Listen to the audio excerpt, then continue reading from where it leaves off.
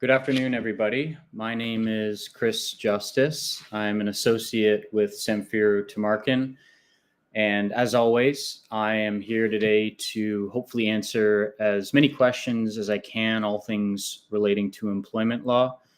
So definitely get your questions in. If you've got a question about maybe a contract you've been asked to sign that you're curious as to its impact, or maybe you're going through something in the workplace that you're looking for advice on, or perhaps you've lost your job recently and you're looking to see if the severance package is fair. Again, whatever it happens to be about, get your questions in. And as I say, I'll answer as many as I can within the time allotted. Normally, as many people know, I like to start off the show with just a little bit of hot topics or things that I think people should be at least aware of or may themselves have questions about. A lot of times we speak about people getting let go and how much severance they're owed. And more often than not, whatever severance package you're being offered is not likely going to be a fair package, and hence the need to negotiate that package. But there's also other cases where it's the manner in which you're let go that can also raise some concerns. So it's not just a matter of, oh, I've been let go, what is a fair severance package? There's sometimes situations where, depending on how you're let go, depending on when you're let go, you may not only be entitled to your fair severance package, but also additional damages for things relating to human rights, bad faith, that sort of thing. So I wanted to sort of highlight a few sort of key times that would be problematic from an employer's perspective in terms of letting somebody go. And often these things will raise alarm bells in my head, and I'll be thinking, is there a possible human rights claim here? Are there potentially extra damages on top of severance that are awarded? So I want to touch on some of the worst times for employers to let employees go. And this brings into the equation potential damages on top of severance. So the first scenario I wanted to chat about was when an employee asked to go on a disability leave, or is perhaps just coming back from a disability leave, and then they've been let go. So again, alarm bells are ringing in my head. If someone's on a disability leave or is coming back from a disability leave, the odds are that to let somebody go while they're on that leave or coming back from the leave is going to create an additional problem for the company, and it's going to expose them to additional damages, because generally speaking, you can't let somebody go if they ask to go on a disability leave or upon the return from a disability leave. It's never a good time to be let go at this point. It goes without saying. And so letting someone go while they're on a disability leave or coming back from a disability leave, if that has to do with the fact that they actually went on the leave or are coming back, that's going to be illegal to let somebody go in that circumstance. Doesn't matter generally how long they've been off on a disability leave. If a company lets you go while you're on that leave, it's going to be hard for them to argue that at least some of the reason for letting you go had to do with that leave. They're going to want to try to distance themselves and say, the disability leave had nothing to do with the reason for termination. But at the very least, the optics don't look great. And again, if even 1% of the reason that you've been let go had to do with either taking a disability leave or somehow related to you going on a disability leave and coming back, that's going to open up that can of worms. And there's going to be not only the severance package you're looking at, but also human rights damages that go way above and beyond what typically you would see in just a regular severance case. I mean, I've seen people who go off for a surgery on their knee and maybe have to go off work for a few months, and they're let go because the employer doesn't want to have to deal maybe with their absence, or the employer may not want to accommodate someone's disability leave or someone's return from a disability leave. They might think it's inconvenient, whatever the case may be. But if they do let you go for that reason, that's going to be a huge issue for them. And as I say, open up a can of worms from the employer's end of things. So letting someone go when they're on a leave or coming back from one, definitely not a good time to let that person go at that point. Another issue comes up when people are let go after they raise harassment concerns. So they may be going through issues in the workplace, toxic work environment, harassment, bullying, what have you, could be at the hands of their manager, maybe a coworker. But to let somebody go after they've put forward a human rights complaint or harassment complaint, that's going to be another big problem for the company. You know, as a company, you have an obligation to look into any poisoned work environment claims or toxic work environment claims. And as an employee, you have the right to a poison-free workplace. So there's got to be, you know, proper health and safety related policies in place. And you do have, as an individual, the right to present a complaint, and your employer has to investigate and protect you. At this point, when you've submitted a complaint, you generally have a shield around you to prevent you from being let go. And the reason for this is that it'll allow people, in theory, to come forward with more complaints that are concerning without fear of retaliation or reprisal. So the employer has to investigate, even if the complaint turns out to be false or not verified or without merit. The employer still cannot and should not be letting that employee go for simply having brought up the complaint. This is another thing I see a lot, where employers get annoyed or frustrated or upset that someone brought forward a complaint that they now have to investigate. And because of that, they then take some kind of punishment or there's some repercussions towards the employee that brought forward the complaint. And if the court finds that you are let go in retaliation or in response to bringing forward a valid complaint, or at least something that has some validity to it, to be let go in that circumstance is also going to be opening up a can of worms from the company side of things. And again, not only will you be looking at your severance package, but also bad faith damages for the manner in which, or the way in which you were let go. Another bad time to be let go from employer's perspective is right after an employee gets a reduction to their pay. So a lot of times I see employers try to negotiate some reduction in someone's salary. Maybe they're making $100,000 a year, and then they get their pay cut to 80 or 70 or 60,000. And then they're let go right after that pay cut. And then the employer says, well, at the time we let you go, you were only making maybe 50,000 instead of 100. So we're only going to pay you your severance based on that 50,000, not the 100, even though just maybe months before you'd been let go, you were making 100,000. That's going to be, again, another issue for employers. That's sort of a situation where I think employers are trying to be clever. I'm going to have this employee of mine sign this contract, get their salary reduced, and then I'm going to let them go so that I can try to benefit on the back end. But this is, essentially a bad faith situation. There's going to be more damages that are payable to the employee in that kind of a case. And again, this would be on top of any normal severance or wrongful dismissal damages the employee is looking for. So yeah, letting someone go right after there's a reduction in their pay, or right after maybe a new contract is signed, not going to be a good look for the employer side. A fourth time that is problematic in terms of people letting go is letting somebody go right before they're due a large bonus payment or a large commission payment. So, say you worked very hard, you earned your commission, you earned your bonus for the last calendar year, or whatever the time frame is that they assess how much your commission or bonus looks like. So you basically earn the commission, but then you're let go maybe just before the bonus is paid out. And again, the idea is, well, we're going to let this person go before the bonus is paid out so that we can save money, even though they've essentially earned that bonus. And so then that also opens up a can of worms. That's bad faith. Essentially, the employer is not going to be able to save money on the bonus. They're going to end up generally having to pay that full bonus plus the severance. And now, because of their tactics or their bad faith, now they're going to be looking at possible extra damages for, again, the timing in which someone was let go. So that's a fourth scenario that I see come up a lot. There is a fifth one I've got down here, which is essentially when an employee announces that they're pregnant, or maybe they're coming back from maternity or paternity leave. Again, you'd like to think that employers are not letting people go after they announce they're pregnant or going on a mat or paternity leave.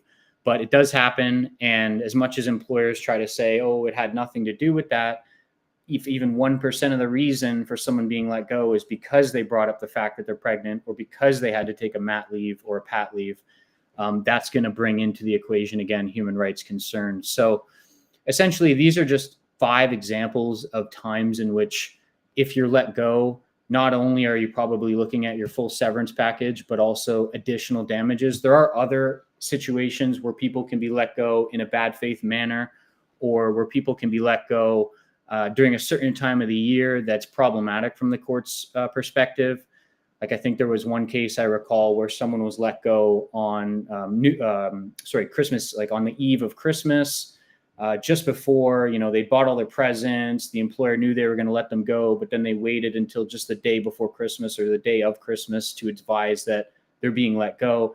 And then there are cases where judges have found that this timing was problematic and have actually awarded people extra damages for just the time of the year that they were let go, partially due to some insensitivity concerns. But yeah, again, just another example. So you want to focus not just on, have I been let go and am I getting a severance package that's fitting with my situation, but also, is there some additional damages that I might be owed for the way in which things were handled? It's not always going to be the case that just because maybe you were let go in a less than ideal situation that you're going to get extra pay, but it's at least something that you want to be aware of, something that should be investigated and hopefully negotiated with the help of an employment lawyer. I'll get into some other examples of bad times to be let go and what things people should be on the lookout for. But before I do that, I'll just get into some of the questions because I see we've got a few. So I've got one question in from Christy on YouTube, who's saying that they have an employment contract that includes a second document with a fixed term that may or may not renew every January 1st. And Christy's asking whether or not this means that they're signing a fixed term agreement. It doesn't say anything about the fixed term in the original contract. So again, there's just a fixed term referred to in this secondment or supplementary contract. And so Christy's wondering what happens in the event of a termination. So a lot of times companies will give you a contract to sign, and they'll refer to other documents or handbooks or policies that you don't sign, but they just say exist and that you need to be aware of. And so a lot of times, even though you've signed a contract and there's a reference to some external document or contract, if you didn't sign that external document or contract, that can be potentially put to the side as though it doesn't even exist. In which case, if it's a fixed term that this second or external contract's referring to, that may be legally non-enforceable, and you would just be viewed as an employee with indefinite duration, indefinite service. And so your severance entitlements aren't going to be necessarily based on a fixed term, but they would be based on the normal factors that the courts look at when deciding to give somebody, X number of months of severance. But there's other scenarios where people actually sign contracts with a fixed term in it, and there's reference to maybe that fixed term being renewed or not renewed. The thing is that the more fixed term contracts someone signs, or the more fixed terms that get renewed each and every year, the more likely the courts are going to look at that and just view it as indefinite employment. So say, for instance, you have someone who signed 5 contracts, each for a year in length. They just kept getting renewed year after year after year. And then at the end of the 5th contract, they're let go and they're not given any money and no severance, because the employer said, well, that was the end of that 5th year, and you should have known there wasn't going to be a 6th or a 7th or an 8th year. Well, if it happens enough year after year, even though there might be fixed terms that get renewed or not renewed, courts are going to look at that as just one long continuous amount of employment and not necessarily view it from a perspective of, oh, it's only for a year. So as long as she or he works out that full year, the employer doesn't owe them any more money. So be mindful of that. Don't think that just because you've signed a contract that has a fixed term and that term comes to an end, that you're no longer entitled to any severance beyond that. And also don't assume that, if you sign a contract and then the company refers to a policy that's in a different document you never sign, that they can somehow then rely on that document. There needs to be proof that you've agreed to it, that you've essentially signed off on it as well, both the initial document and the second document. So depending on your situation, it could be that you're held to that fixed term, but in a lot of cases, in most cases, you're not. It doesn't mean you're signing a fixed term contract, and it often will mean that you're actually just still owed your full severance, no matter when that contract comes to an end. But if you're in a situation like this, that Christy's in, you definitely want to give us a call, because it'll involve us having to look at which documents you signed, what those documents say specifically, and whether or not, based on what they say, there's a way for you to get more or less severance.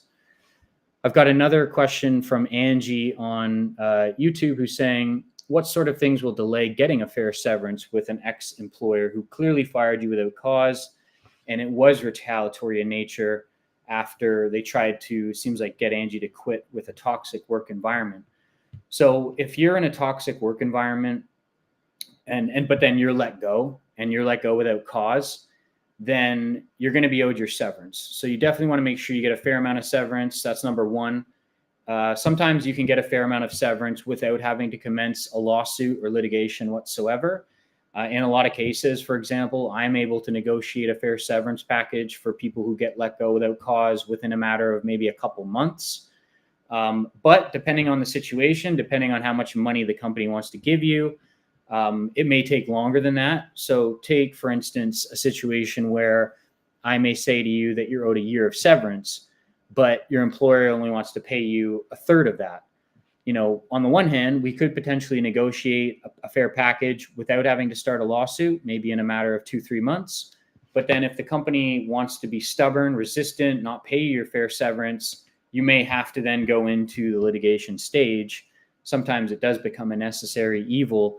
And depending on, again, the situation, if you start a lawsuit against a company, you could settle any time from the moment you start that lawsuit to potentially a year or 2 or 3 after of litigation. So again, it'll come down to the employer.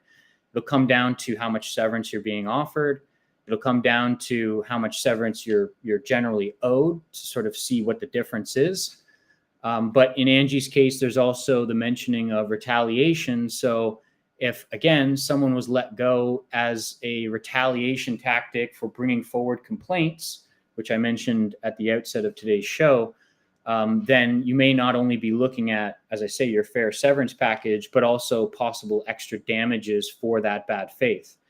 So again, depending on your scenario, if you want both a fair severance package and additional damages on top for the bad faith, that may require, or at least more likely require, a lawsuit, which again can range anywhere from 0 to a few years. It just depends on what the allegations are, what proof you have that it was retaliatory, and that sort of thing, and also who the company is that we're dealing with. So I know it's not an exact idea in terms of how long things get delayed, but frankly, it could be anywhere from, a couple weeks to a couple years or more. Again, just depends on the scenario. But if you're owed fair severance and you have a good case for damages due to bad faith, then it may still be worth it, if you have to sue them, to go through that process, as much as you want to try to avoid it. And I've got another follow-up comment from Angie saying that there was a claim filed against the company for hours that I think were unpaid. And then Angie seems like she dropped the claim under the false promise that their employer, I guess, would pay these unclaimed hours. And then she was denied her extension and let go from the site shortly after. So yeah, again, it seems like you're asking for hours that you're legitimately owed. Your employer gives you this false promise that perhaps they'll be paid or that'll be dealt with. And then days later or weeks later, you find yourself without a job. I think the argument can definitely be made that this is in retaliation, that I'm just looking for my hours. It's a legitimate request. And now you've essentially penalized me by letting me go, maybe in an effort to try to avoid paying me not just my severance, but all those unclaimed hours. So yeah, Angie, it does seem like you've got a case here, and I definitely recommend you give us a shout so we can kind of look into it further with you, and ultimately make sure that you get what's fair and owed coming your way. We've got another question in from ST Bean on YouTube, who's saying, how likely is it that you can get a job back if you were let go because of an off-duty misconduct issue if the concerns end up being unfounded? So it is possible that if you, I guess, were to engage in some off-duty misconduct, whether it's legitimate or not, a company could potentially let you go for that reason. It depends on, when you say it being unfounded, whether there was any findings made at all, whether there's any evidence to suggest that you could have or arguably did engage in misconduct, ultimately, if you're going to be let go, companies can let go a person for almost any reason they want, as long as it's not outright discrimination, which is the primary concern.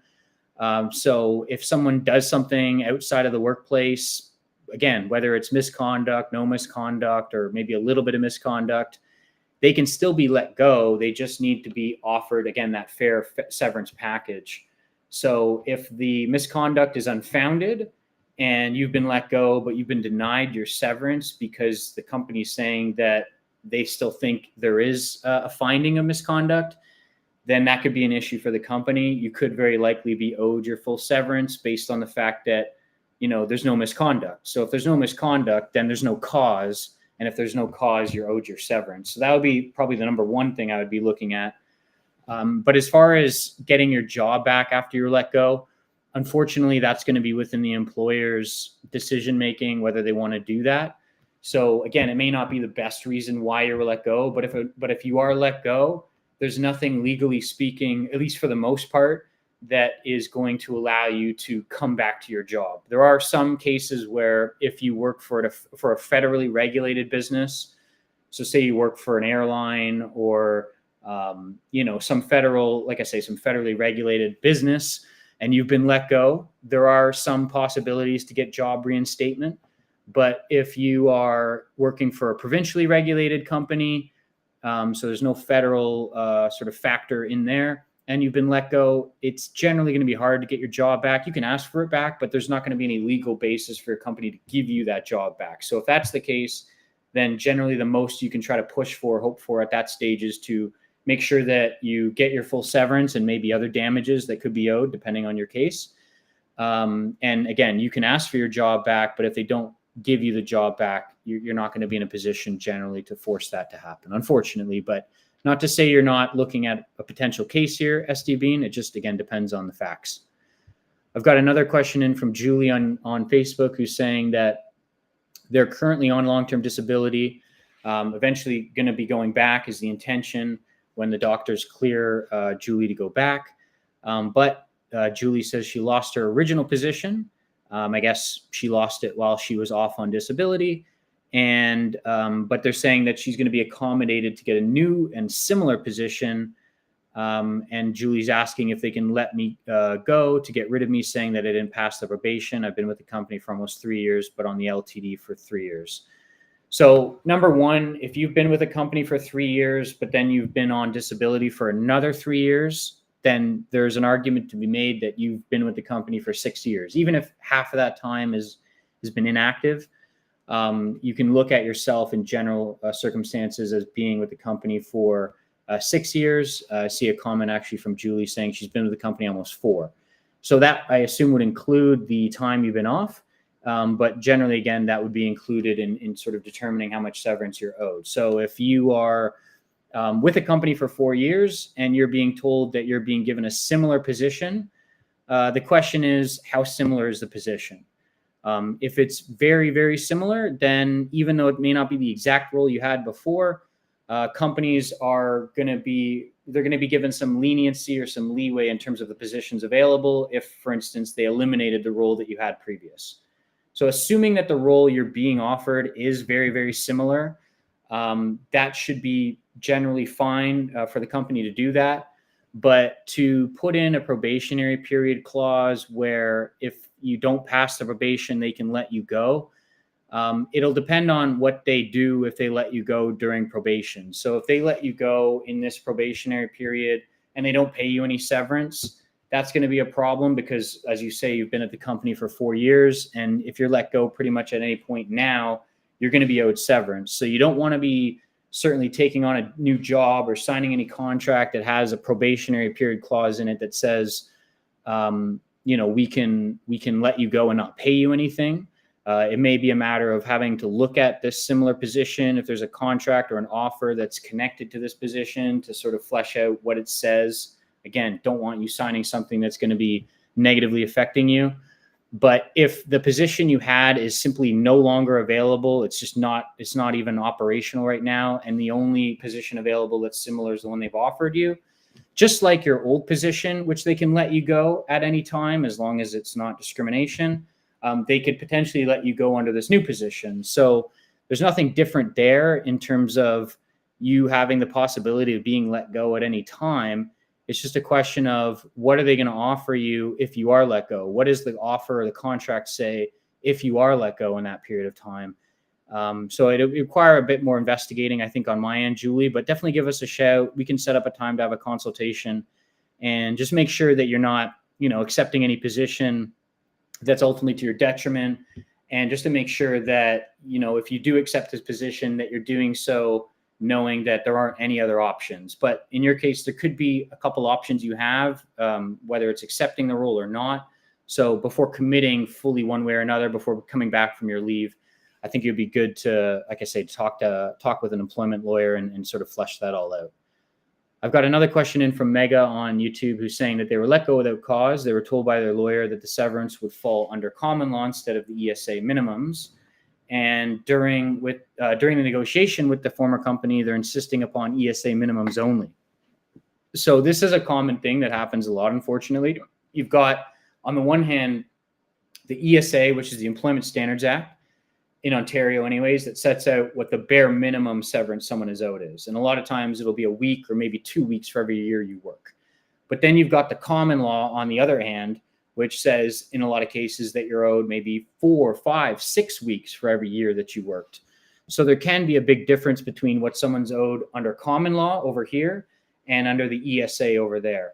Sometimes, depending on if you've signed a contract, an employment agreement of some sort, the employer may have the ability to just pay your bare minimums, but in a lot of cases they don't, and the common law is actually what applies.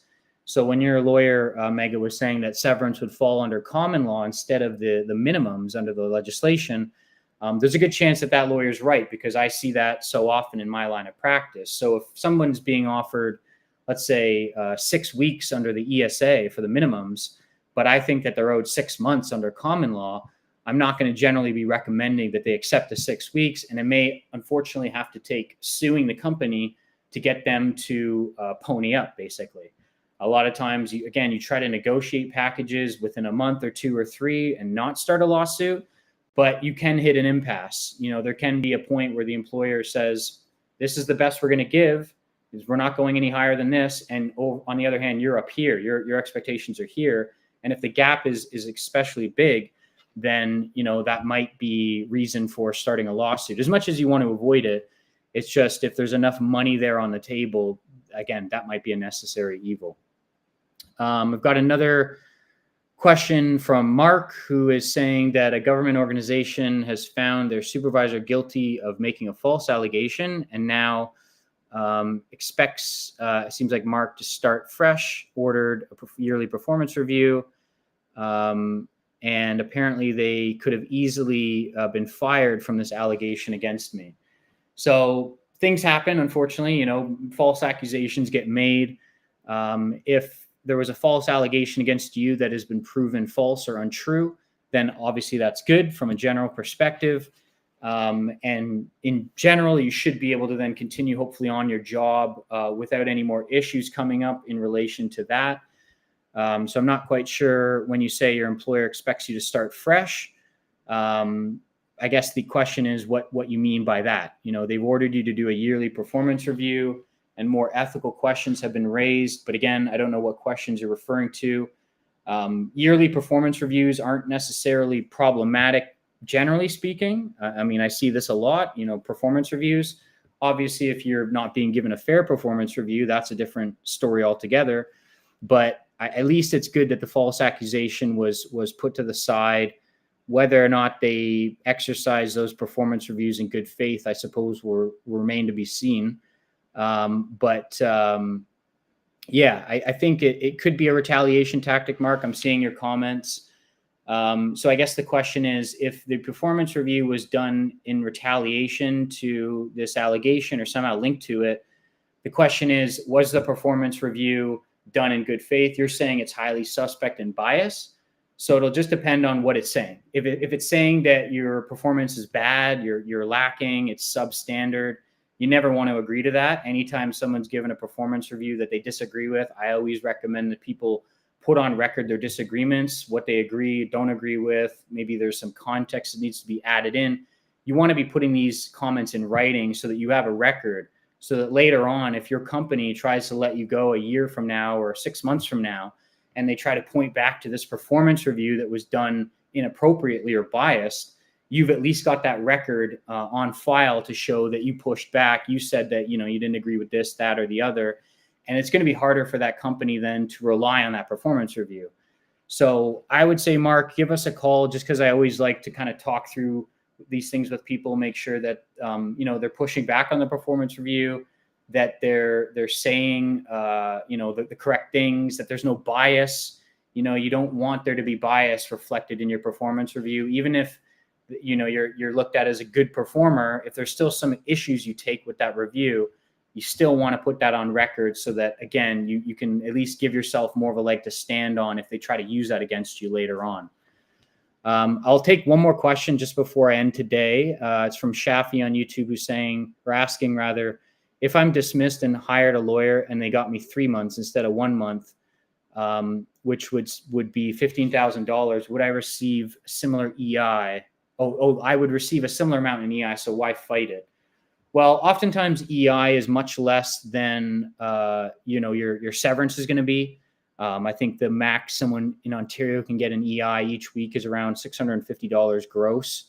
So it depends on how the EI compares to your salary. If you are let go and say you're given 3 months of salary, which is $15,000, obviously that's one thing. That's the severance side of things. And if that's a fair amount of severance, 15 grand, then so be it. But if you're also collecting EI over that same 3 month period, again, my understanding is it's generally no more than around $2,000 a month.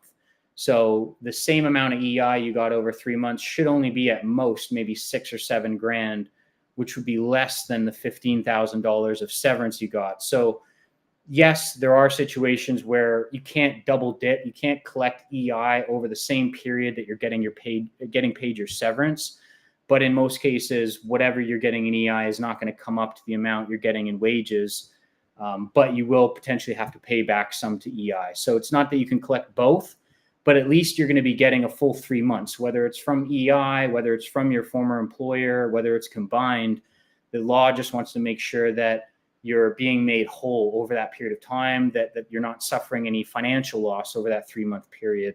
But unfortunately, EI has its own rules and is regulated in that sense.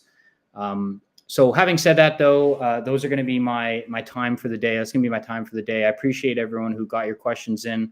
We've got these things going on all the time. So for those that didn't have a question answered, do tune in again. You see that down below there, October 25th. We've got another Q&A with Thielen. So definitely get your questions in this Friday with him at 1 o'clock. And I'll be back at some point to answer further questions. But thanks again, everyone, for joining. Do take care and enjoy the rest of your day. All the best. Bye for now.